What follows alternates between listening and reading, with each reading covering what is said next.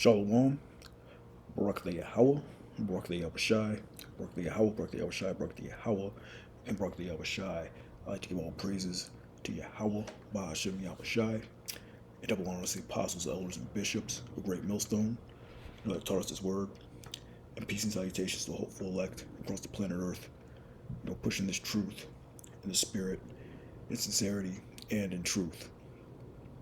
I got this video from the Associated Press, and basically this guy is breaking down how NATO works and how it's an alliance of nations, an alliance of governments that came together, for protection and whatnot. So just like in the scriptures, when it talks about, the 10 horns and 7 heads upon the beast, roughly paraphrasing, it's in reference to, the modern day, EU and NATO system. It goes into different nations, but in today's time, it's talking about, this EU, European Union, and NATO system. And now that, America is somewhat going rogue with Trump in office, and now threatening to invade, NATO lands, they're going to have to come together and burn her with fire, as the scriptures say. So Lord will, this is what's going to happen. There's a prophecy coming to pass, because those nations are going to have to come together, the smaller ones, in order to fight the big guy, which is America. But short little video. NATO is an alliance of democratic nations in Europe and North America that have agreed to support each other through collective defense. Essentially, there is a signed piece of paper that requires all countries to defend each other as a group. And why is that important? Basically, there is one NATO member, the USA, that is large enough to defend itself on its own. However, most of the other members are not big enough to defend themselves alone against a big threat. So the alliance helps small countries feel largely protected.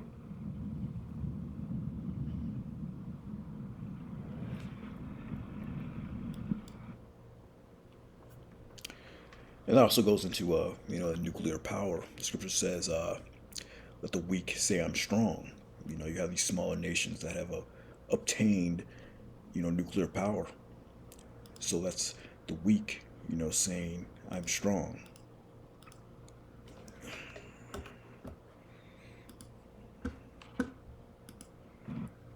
NATO was founded in 1949 in the aftermath of World War II, as Western nations sought collective security against the growing influence of the Soviet Union.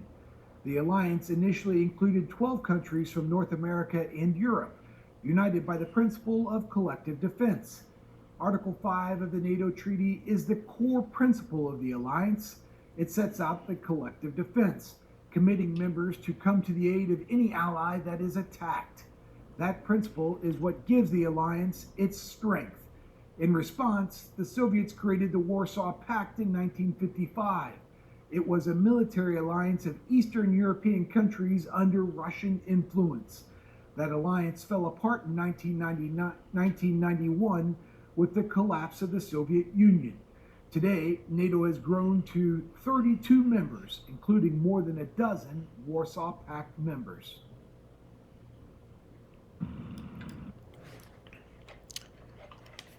So yeah, now a couple articles, Trump is talking about taking Greenland the hard way if you can't do it the easy way. So yeah, if this isn't one thing that's gonna, make them hate the war, this is it. This article's out of CNN entitled U.S. will take Greenland the hard way. It can do it the easy way, Trump. If it can't do it the easy way, Trump says. President Donald Trump continued his threats toward Greenland on Friday. And he insisted that if the United States did not act, Russia or China could occupy it in the future. Trump said that if he is unable to make a deal to acquire the territory the easy way, then he will have to do it the hard way. So yeah, You already know what he means by the hard way.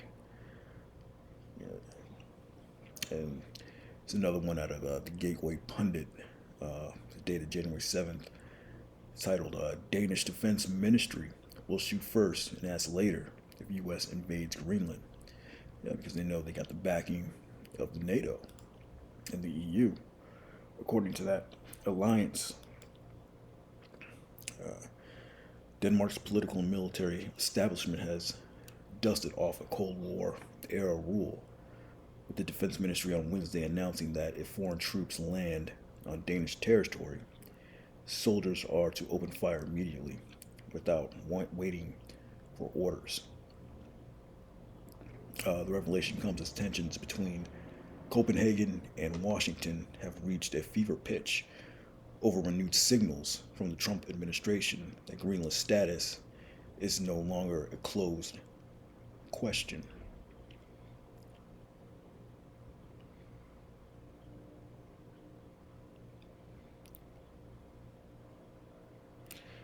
Western European governments have rushed into emergency consultations, with the Danish Prime Minister recently claiming that any U.S. move on Greenland could spell the effective end of the NATO alliance.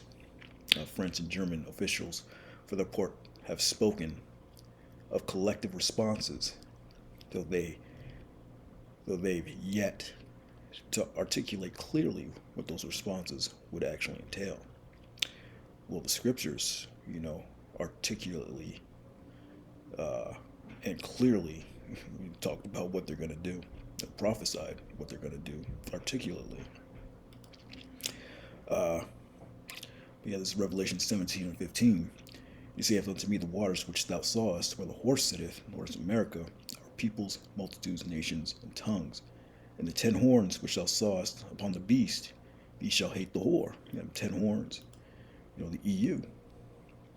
The beast, NATO. And they shall hate the whore. So this is a perfect situation on that prophecy. Why would, the 10 horns and the beast hate the whore? Well, because they're invading one of their own. America wants to invade Greenland. And also there are overthrowing governments left and right. That's going to have the international community and these Western governments feeling some type of way. And they shall hate the whore, and they shall make her desolate and naked, and shall eat her flesh and burn her with fire. And so what's that burn her with fire? That nuclear destruction, man. In the midst of World War III. Nuclear hellfire, that lake of fire. Burn her with fire. For the Most High have put in their hearts, in their minds, to fulfill his will, and to agree and give their kingdom unto the beast, unto the words of the Most High shall be fulfilled. So the Most High have put in their hearts to fulfill his will. So the Most High is behind all of this, man. The Most High is in control. He's in the driver's seat. This is his will. This is his script. This is his plan. For these things must come to pass, in order for Yahweh Shai's kingdom to be ushered in. So that's why, the vision is set for a appointed time. It shall tarry, it shall not tarry anymore, man.